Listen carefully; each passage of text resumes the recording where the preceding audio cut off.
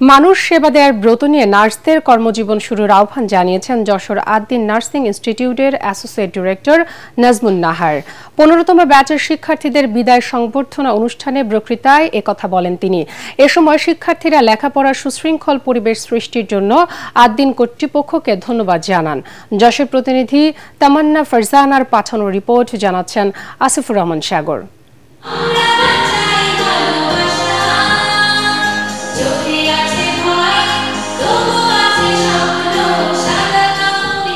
যশোরে আদ্দিন নার্সিং ইনস্টিটিউটের 15তম ব্যাচের শিক্ষার্থীদের বিদায় সংবর্ধনা উপলক্ষে অনুষ্ঠানের আয়োজন করা হয়।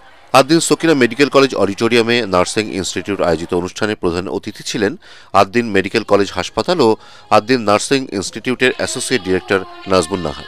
আরও উপস্থিত ছিলেন আদ্দিন সকিনা মেডিকেল কলেজ হাসপাতালের পরিচালক ডাক্তার ইমদাদুল হক, আদ্দিন নার্সিং ইনস্টিটিউটের অধ্যক্ষ ডাক্তার ফিরোজা বেগম সহ প্রতিষ্ঠানের শিক্ষক কর্মকর্তা সহ শিক্ষার্থীদের অভিভাবকরা। এ সময় স্মৃতিচারণ করেন বিদায়ী শিক্ষার্থীরা। আমাদের দায়িত্ব পালন করার, আমরা রোগীদের সাথে ভালো ব্যবহার করার, আর এই প্রতিষ্ঠান থেকে চলে যাচ্ছি মনে হচ্ছে পরিবার ছেড়ে চলে যাচ্ছি।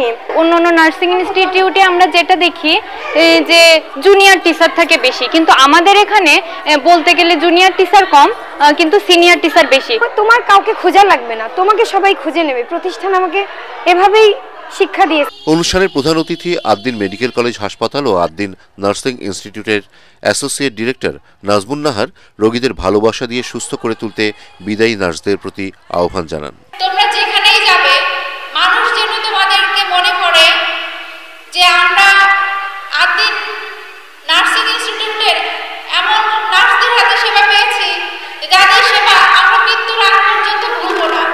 তোমাদের মধ্যে সেই ধরনের সেবা করার মানসিকতা তৈরি করবে। দক্ষ নার্স হতে হলে রোগীদের প্রতি যত্নশীল হতে হবে বলে জানান আদ্দিন নার্সিং ইনস্টিটিউটের অধ্যক্ষ ডাক্তার ফিরোজা বেগম।